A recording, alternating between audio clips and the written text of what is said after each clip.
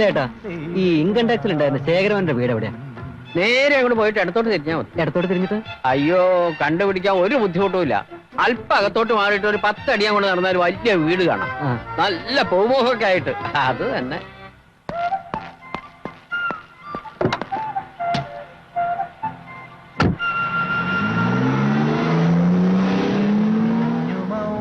ഇതിപ്പോ ഇന്ന് എത്രാമത്തെ വണ്ടിയാ?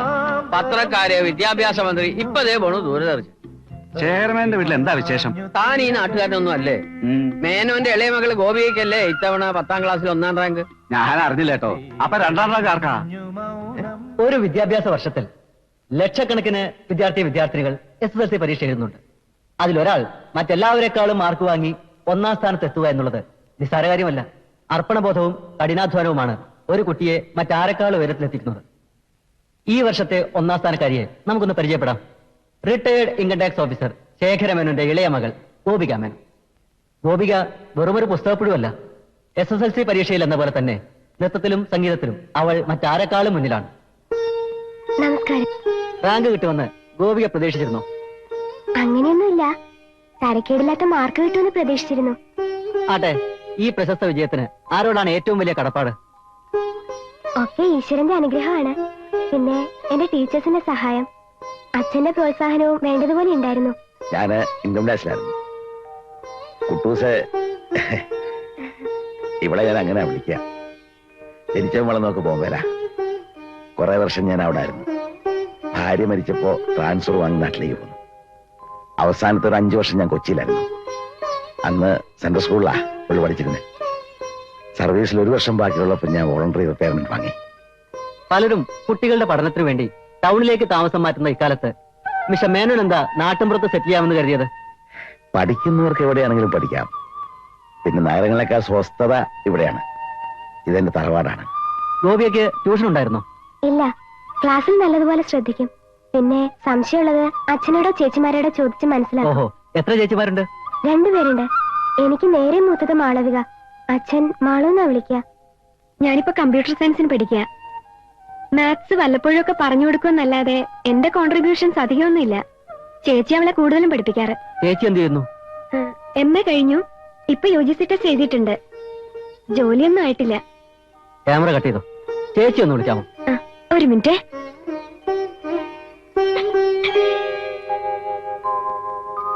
Miss Devika Menon, you are wanted. മിണ്ടരുത്. എന്താ? എന്നെ ആരും അങ്ങനെ ചോദ്യം ചെയ്യണ്ട. ഡാൻസ് ചെറുപ്പം തൊട്ടേ പഠിച്ചിട്ടുണ്ട്. പിന്നെ ചേച്ചി പാടും. അച്ഛന് ഇൻസ്ട്രുമെന്റ്സ് ഒക്കെ പ്ലേ ചെയ്യാൻ അറിയാം, പ്രത്യേകിച്ച് തബല. മ്യൂസിക്കിലുള്ള എന്റെ ഇൻസ്പിറേഷൻ എന്റെ അച്ഛനാ. പണ്ട് നന്നായിട്ട് പാടിയിരുന്നു. ഗിത്താറൊക്കെ ഇപ്പോഴും നന്നായിട്ട് വായിക്കും. അച്ഛൻ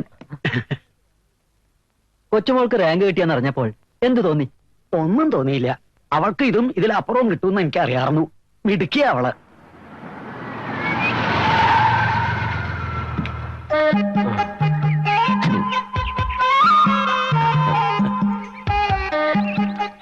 മാറണോ? അവര് പരിപാടി കഴിഞ്ഞിട്ടില്ലല്ലോ. ഇല്ലില്ലേ?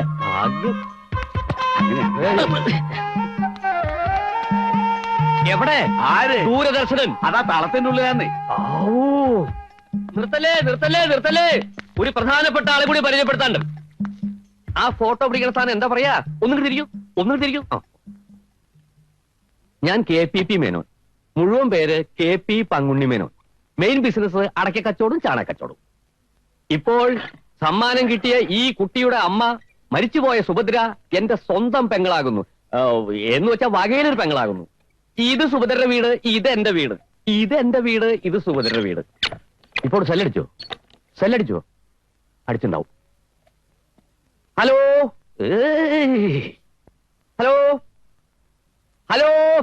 ആ കുട്ടീന്റെ പേരെന്താണ്? ലിജോ. ലിജോ? അതെന്ത് പേരാ? ഇതെന്റെ മോളുടെ കുട്ടിയാ. മോളുടെ പേര് ലിസിന്നും ഭർത്താവിന്റെ പേര് ജോണിന്നോ. അതാ മോന് ലിജോ എന്ന് പേരിട്ടത്. അവന് മറിച്ച് ജോലി നാക്കിക്കൂടേനോ? അങ്ങനെയെങ്കിലും അർത്ഥം ഉണ്ടാവും. മാഷേ, ഇറങ്ങാറായില്ലേ? അതിറങ്ങായി. പ്രഭാൻ മാഷേ, ഇനി കുറച്ചു നേരം ചേർത്തിന് വേണ്ടി നിങ്ങൾ എടുക്കും. അവന്റെ പേര് ജോലി, അല്ല ലിജോ. വയസ്സും കാര്യമൊക്കെ ചോദിച്ചാൽ. വയസ്സ് എത്രയാ? 5. മാഷേ, ചെലവൊന്നുമില്ലേ? എന്തിന്? ഹൗസ് ഓണറുടെ മകൾക്കല്ലേ 10ൽ റാങ്ക്. അവരെ വീട്ടിൽ വാടക താമസിക്കുന്ന എനിക്കാ ചെലവ് ചെയ്യണ്ടേ? പ്രേതവാദം ഉണ്ടെന്ന് പറഞ്ഞ എത്ര പേരാ വീട് ഒഴിഞ്ഞു പോയത്?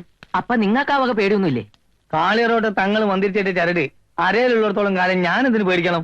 4-ാം ശതകത്തിൽ ഗുപ്ത രാജവംശം ആരംഭിച്ചത് പല കാരണങ്ങൾ കൊണ്ടും ഗുപ്ത ഭരണം ഇന്ത്യ ചരിത്രത്തിൽ ഒരു വഴിത്തിരിവായിരുന്നു.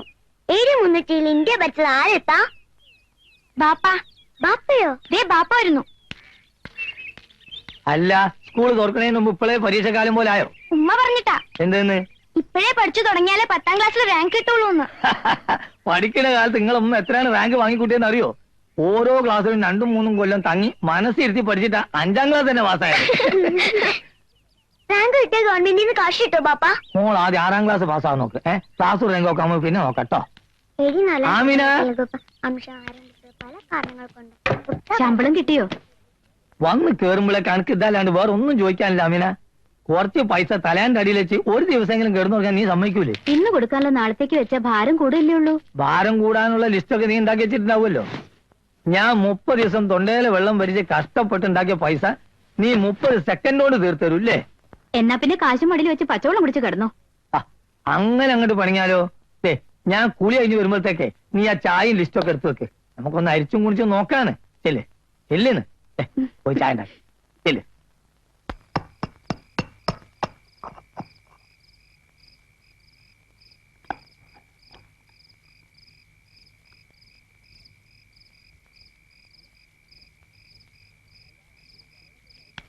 അല്ല, ബഹളമൊക്കെ കഴിഞ്ഞോ?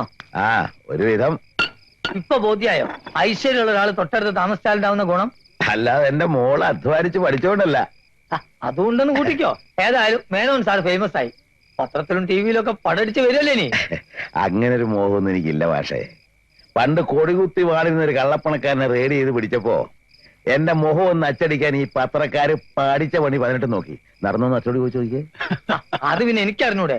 അതല്ല, മോളിനെ എവിടെ ചേർത്താനോ ഉദ്ദേശിക്കുന്നത്? സെന്റ് മേരീസിലാക്കാന്നോ വിചാരിക്കുന്നേ. ഇത്രയും ദൂരം ഡെയിലി പോയി വരാനോ? പിന്നെ ഹോസ്റ്റൽ എന്തിനുള്ളത് അവിടെ ആക്കും. അല്ല, വീക്കെൻഡ് വീട്ടിൽ വരാമല്ലോ. നടക്കുന്ന കാര്യ. ഒരാഴ്ച പോയിട്ട് ഒരു ദിവസം മക്കളെ കാണാതിരിക്കാൻ നിങ്ങൾക്ക് പറ്റുമോ മേനോ സാറേ? ശരിയാ മാഷ് പറഞ്ഞത്. ഇവൻ തിരുവനന്തപുരത്തൊക്കെ പോയി വരുമ്പോ എന്താ അവിടുത്തെ വെപ്രാളം? മാഷെ, സ്നേഹമൊക്കെ മനസ്സിലാ. കുട്ടികളുടെ ഭാവിയാ പ്രധാനം. നമ്മുടെ സന്തോഷത്തിന് വേണ്ടി അവരുടെ വിദ്യാഭ്യാസം കുളവാക്കാൻ പാടില്ല.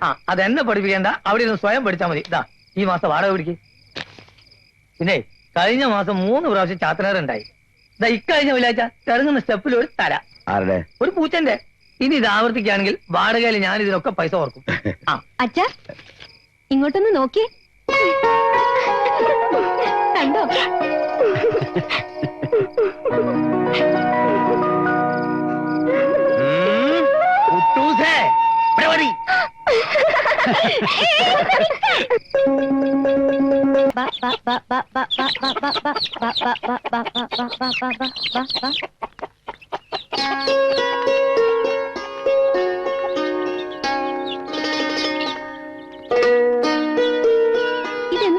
എന്ത് പറ്റാനാ? ഞാൻ എന്റെ കുട്ടൂസിനെ കൊണ്ടേക്ക് പോകുന്നു. അപ്പൊ ക്ലാസ്സില്ലേ? ഹോസ്റ്റലിൽ താമസിച്ചെങ്കിൽ മാത്രമേ ക്ലാസ്സിൽ പോകാൻ പറ്റുള്ളൂ. അച്ഛാ, അവിടെ ശരിയായിട്ടുള്ള അറ്റൻഷൻ ഒന്നുമില്ല. മോളോട് ചോദിച്ചു. ബാത്റൂം കണ്ട ഓക്കാനും വരും അത്രേ. ഭക്ഷണമാണെങ്കിൽ നിസ്സാർക്ക് തോന്നിയ പോലെ നിന്ന് തിരിയാൻ സ്ഥലമില്ലാത്തൊരു കൊച്ചുമുറി. ഇതൊന്നും പോരാതെ കൂടെ പഠിക്കുന്നുണ്ട് അസൂയയും. ഇവിടെ റാങ്ക് ഏരിയാണല്ലോ. ഇവിടുന്ന് കാലത്തെ 6:30 ബസ്സിന് പോയാൽ മതി. സന്ധിക്കുമ്പോൾ തിരിച്ചു വരികയും ചെയ്യാം. ഞങ്ങൾ രണ്ടാളും കൂടെ അങ്ങനെ തീരുമാനിച്ചു. അല്ലേ മോളെ?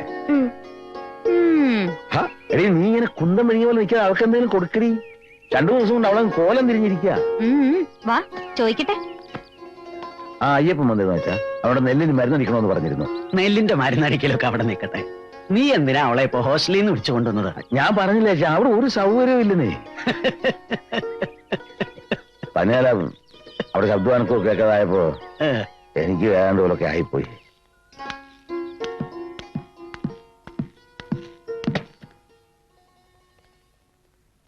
അച്ഛാ, ഒരു ഒഫീഷ്യൽ കവറുണ്ട്. ഇന്നത്തെ പോസ്റ്റിൽ വന്നതാ.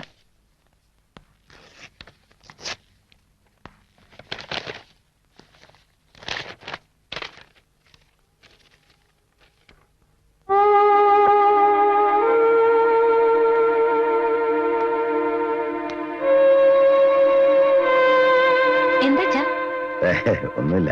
പിന്നെന്താ മുഖം വാടിയത്? ഓഡിറ്റിംഗില് ചില ഫിഗേഴ്സ് ടാലി ആയിട്ടില്ല. ക്ലറിക്കൽ മിസ്റ്റേക്ക് ആവും. അതായത് എന്റെ പെൻഷൻ ശരിയായാലും ഇനി സമയം എടുക്കുന്നത് ചുരുക്കം. ഓരോരോ കാരണങ്ങൾ പറഞ്ഞ് ഇതിപ്പോ കുറെ പ്രാവശ്യമായല്ലോ. ശരിയാകും, സർക്കാർ കാര്യല്ലേ. അപ്പൊ അതിൻ്റെതായിട്ടുള്ള സമയം എടുക്കും. ആരും അച്ഛനെ മനഃപൂർവ്വം ദ്രോഹിക്കാൻ ചെയ്യണ പോലുണ്ട്. അതൊക്കെ നമുക്ക് വെറുതെ തോന്നുന്ന. നേരിട്ട് തിരുവനന്തപുരത്ത് നിന്ന് ശരിയാക്കാവുന്ന കാര്യമേ ഉള്ളൂ. ഒരു കാര്യം ചെയ്യാം, രാത്രി വണ്ടിക്ക് തന്നെ പോവാം. നാളെ അല്ലെങ്കിൽ മറ്റന്നാൾ പേപ്പേഴ്സ് എല്ലാം ശരിയാക്കി മടങ്ങി വരികയും ചെയ്യാലോ. നീ എന്തിനാ വിഷമിക്കുന്നേ? നീ എന്നാ അച്ഛന്റെ അഡ്രസ്സൊക്കെ ഒന്ന് എടുത്തു വെച്ചേ. പിന്നെ കാലത്തെ കുട്ടൂസിന് നേരത്തെ അയക്കണം, ചോറും കൊടുത്തയക്കണം.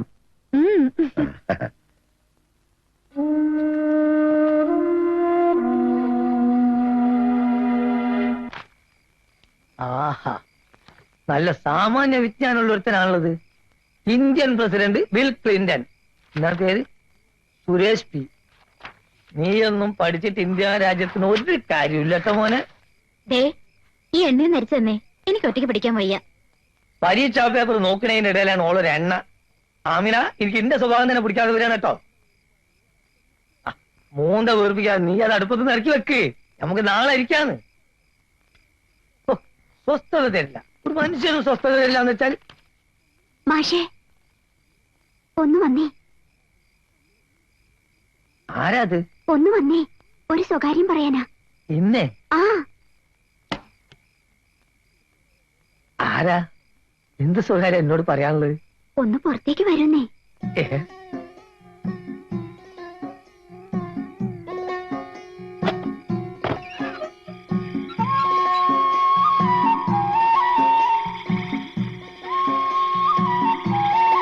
അല്ല, സ്വകാര്യം പറയാണ്ടെന്ന് പറഞ്ഞിട്ടൊന്നും മിണ്ടാതിരിക്ക. ഇത്ര നാളോ? അല്ലാതെ എങ്ങോട്ടാ പോണേ? വല്ലാതെ ദൂരം പോയാൽ ആമിനെ അറിയട്ടോ. നമ്മളെ കൽവ് ബേജാറാക്കല്ലേ.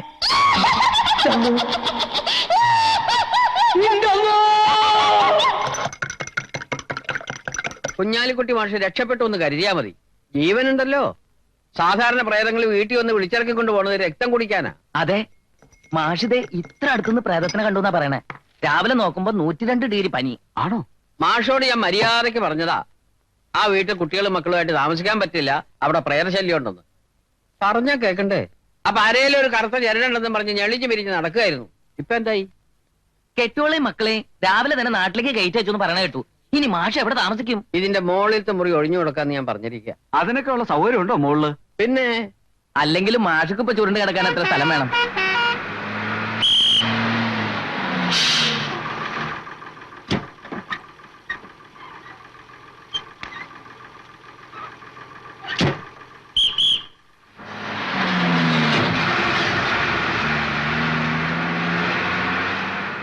മേനോൻ സാറേ എത്തിയല്ലോ.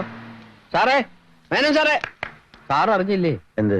നമ്മുടെ കുഞ്ഞാലിക്കുട്ടി മാഷ് കെട്ടി. അയ്യോ, എപ്പോ? അറ്റാക്ക് ആയിരുന്നോ? അറ്റാക്ക് ഒന്നും അല്ല, മാഷ് ജീവനോടുകൂടി തന്നെ ഉണ്ട്. നമ്പ്യാർ ആളെ പേടിപ്പിച്ചോളഞ്ഞല്ലോ. ഞാൻ പേടിപ്പിച്ചതല്ല, മാഷ് പ്രേതത്തിനെ കണ്ട് പേടിച്ചതാ. ഭാഗ്യത്തിനൊന്നും സംഭവിച്ചില്ല. അവിടെ വീട് കാലി ചെയ്തുകൊണ്ടിരിക്കുക. ആ കസാല സൂക്ഷിച്ചു വെക്കണേ, അതിന്റെ കാലിൽ ഇളക്കണ്ട മോനെ. പിടിച്ചോ. വന്നോ? കണ്ടു പറയാണ്ട് പോണ്ടി വരുന്നു വിചാരിച്ചിരിക്കായിരുന്നു ഞാൻ. ഈ കൂടിക്കാഴ്ച നമ്മൾ രണ്ടുപേരുടെയും ബാക്കിയാ. ഇതിന്റെ 2ാം ജന്മമാണ് സാറേ. വിവരങ്ങളൊക്കെ നമ്പ്യാർ പറഞ്ഞു. പക്ഷെ പഠിപ്പും വിവേകമുള്ള മാഷ് ഇതൊക്കെ വിശ്വസിക്കാൻ പറഞ്ഞാൽ എനിക്ക് മനസ്സിലാകുന്നില്ല. പ്രേതത്തിനെന്ത് പഠിപ്പും വിവരും? നിങ്ങളിപ്പോ എന്നെ കാണുന്നുണ്ടോ? ഇത് സത്യാനെ അത് സത്യം. നേർക്ക് എന്താ വിശ്വസിക്കാതിരിക്കാൻ പറ്റുമോ? അപ്പൊ തുടങ്ങിയ പനിയാ, ഇപ്പോഴും വിട്ടിട്ടില്ല. മനസ്സിലാകുന്നില്ല പോലും. ഒന്ന് വേഗാവട്ടെ. ഇനി ഒരു രാത്രി ഇവിടെ അന്തി കൊടുക്കാന്ന് പറഞ്ഞാൽ എനിക്ക് അത് ആലോചിക്കാനേ വയ്യ. പിന്നെ വീട്ടിന് അഡ്വാൻസ് ഒരു 10,000 രൂപ തന്നിട്ടുണ്ട്. അതിന് 12 ദിവസത്തെ വാടക കഴിച്ചാൽ കിട്ടുന്ന സംഖ്യ തിരിച്ചെന്നാ നമുക്ക് സന്തോഷമായിട്ട് പിരിയാം. മാഷർക്ക് അറിയാവുന്നല്ലേ എന്റെ അവസ്ഥ. അന്ന് അത്രയും വലിയൊരു തുക വാങ്ങിയതിന് ഒരു അത്യാവശ്യത്തിന്റെ പേരില്ല. ഇപ്പോഴും അത് തിരിച്ചു തരാവുന്ന ഒരു സ്ഥിതിയിലല്ല ഞാൻ. ഒരു വാടകക്കാരൻ ഒഴിഞ്ഞു പോകുമ്പോ അഡ്വാൻസ് തിരിച്ചു കൊടുക്കാൻ ഒരു ഹൗസ് ഓണർ ബാധ്യസ്ഥനാ. പക്ഷെ ഇത് മുന്നറിയിപ്പൊന്നും ഉണ്ടായിരുന്നില്ലല്ലോ. മുന്നറിയിപ്പായിട്ടാണോ പ്രേതം വരുന്നത്? മാഷാൽ ഈ നാട്ടിൽ തന്നെ ഉണ്ടാവല്ലോ. മോളെ കല്യാണ ആവശ്യത്തിനായിട്ട് ഞാൻ വടക്കേപ്പുറത്ത് വിൽക്കാൻ ആലോചിക്കുന്നുണ്ട്. ആ കാശ് കിട്ടാതെ മറ്റൊരു തിരുമറിക്കുള്ള വഴിയൊന്നും ഞാൻ കാണുന്നില്ല. അല്ലെങ്കിൽ പിന്നെ വീട് വേറെ ആരെങ്കിലും വാടകയ്ക്ക് എടുക്കണം. അവിടെ നിന്ന് അഡ്വാൻസ് വാങ്ങിച്ചത് അങ്ങനെ തന്നെ മാഷ ഏൽപ്പിച്ചോളാം. അപ്പൊ പുതിയ വാടകക്കാർ വരുന്നവരെ ഞാൻ കാത്തിരിക്കണം എന്നർത്ഥം. ഇരിക്കാതെ പറ്റൂല്ലോ. പക്ഷെ പോവല്ലേ? പോവാ. അതെ, ഞാൻ ആദ്യം അതൊക്കെ ഒന്ന് നാട്ടിലെത്തിക്കട്ടെ, വന്നിട്ട് വരെ ബാക്കി കാര്യം. പോവാ മോനെ.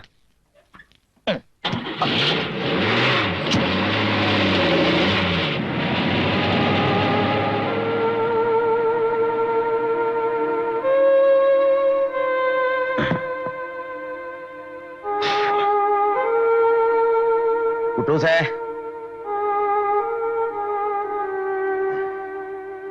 വേണ്ട വേണ്ട നീ ഇരുന്നോ. എന്താ അച്ഛാ? ആ ഇതേ കുറച്ച് ലഡുവാ. എല്ലാം കൂടെ ഒന്നിച്ച് ഞങ്ങൾ നിന്ന് കളയരുത്. മോളത് മുത്തച്ഛന്റെ മുറിയിൽ കൊണ്ടുവച്ചോ. ആവശ്യത്തിന് ഓരോന്ന് മുത്തച്ഛ എടുത്തരാം. കളി വേണ്ട മുത്തശ്ശാ. ഞാൻ തിന്നില്ല. എനിക്ക് മധുരം തിന്നാൻ പാടുണ്ടോ? എന്നാലും വേണ്ട. ദേവി, മാളുവേ, ഇതാ നിനക്ക് സ്റ്റിക്കർ പൊട്ട്. ഓ എന്തെല്ലാം ഡിസൈനിലായി ഇപ്പൊ ഈ കുന്ത ഇറക്കി വിടുന്നതേ. വണ്ടിയിൽ എന്റെ അടുത്തിരുന്ന പെൺകുട്ടിയുടെ നെറ്റിയല് പാമ്പിനെ പോലെ ഒരെണ്ണം. അതൊക്കെ പോട്ടെ, പോയ കാര്യം എന്തായി? സെൻട്രിൽ നിന്ന് അയച്ച പേപ്പർ ഇവിടെ തടഞ്ഞു വെച്ചിരിക്കുക. ഏതോ ഒരു 140 രൂപ 50 പൈസ ചേർക്കാൻ വിട്ടുപോയത്രേ. ഇപ്പൊ എന്റെ പെൻഷൻ ഈ 140 രൂപ 50 പൈസ തൂങ്ങിക്കിടക്ക. അതിപ്പോ പലിശയും പലിശയുടെ പലിശ എല്ലാം കൂടി ഒരു തുകയായിട്ടുണ്ട്. എന്നാ അത് കഴിച്ച് ബാക്കി തരാൻ പറഞ്ഞപ്പോ നിയമ തടസ്സം. സർക്കാർ കാര്യമല്ലേ, തിരുവനന്തപുരത്ത് ഇനിയും പോകേണ്ടി വരും. മാളുവേ, നിനക്ക് 2 കമ്മല് താമസിച്ച ലോഡ്ജിന്റെ താരത്തെ ഷോപ്പിൽ നിന്ന് വാങ്ങിയതാ. ഒറ്റ നോട്ടത്തില് വൈരമാണെന്നേ തോന്നുന്നു. നോക്കട്ടെ. അയ്യടാ, ദേ മാളു, നോക്കട്ടെ. ശേഖര, ആ കൈമള് വന്നായിരുന്നു. ആ എന്നിട്ട് ആലത്തൂക്കാർക്ക് ബന്ധം വേണ്ടാത്രേ. പെണ്ണിനെ മാത്രം മതി, വേറൊന്നും വേണ്ടാന്ന് പറഞ്ഞിട്ട് മുടമ്പ ന്യായങ്ങളെ എന്തൊക്കെയോ പറഞ്ഞു. ആരോ ഏഷണി കുട്ടിയതാണെന്നാ കൈമള് പറഞ്ഞു. എന്റെ മോക്ക് സമയമായിട്ടുണ്ടാവില്ല.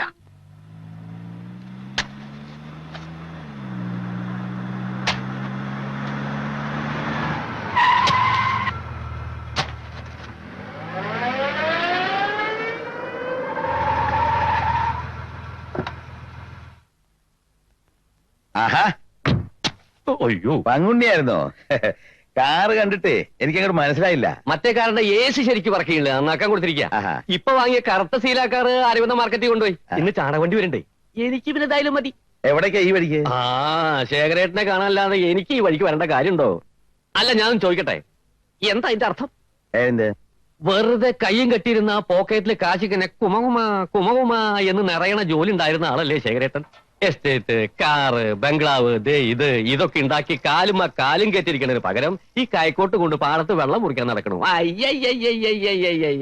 അങ്ങനെ കാലുമേ കാല് കയറ്റിയിരുന്ന കിട്ടാത്തൊരു സ്വത്ത് എനിക്കുണ്ട് പങ്കുണ്ണി. അതെന്ത് സ്വത്താ? മനസുഖം. മോൾക്ക് വരുന്ന കല്യാണാലോചനകള് 1, 2, 3 എന്ന് വഴിക്ക് വഴി മുടങ്ങി പോണത് കാണുമ്പോഴും കിട്ടും ഈ പറഞ്ഞ സുഖം. ആ കൈമള ഞാൻ കണ്ടു. ആലത്തൂരുകാരും പോയി നിറഞ്ഞു. വെണ്ണ മടിയിൽ വെച്ചിട്ട് നെയ്യിന് വേണ്ടി അലഞ്ഞിരിഞ്ഞ് നടക്കുന്നത് എന്തിനാന്ന് എനിക്ക് മനസ്സിലാവാത്തത്. എന്റെ മോനായോണ്ട് പറയല്ല, അരവിന്ദാക്ഷനെ പോലെ മിടുക്കനായ ഒരു പയ്യനെ കിട്ടാൻ ശേഖരേട്ടൻ തപസ് ചെയ്യണം. എന്നാലും കിട്ടുമോ സംശയ. ആ അടക്കവും ആ ഒതുക്കവും ആ വിനയവും. ഓ നല്ല വെയിലാ. ശരിയാ. തല ചൂടാക്കാതെ പോ.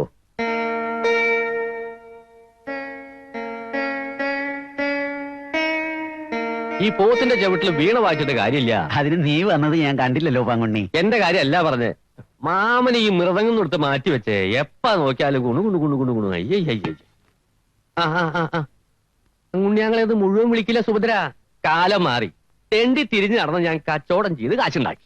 ദേ ഇതുവരെ മേടിച്ചു.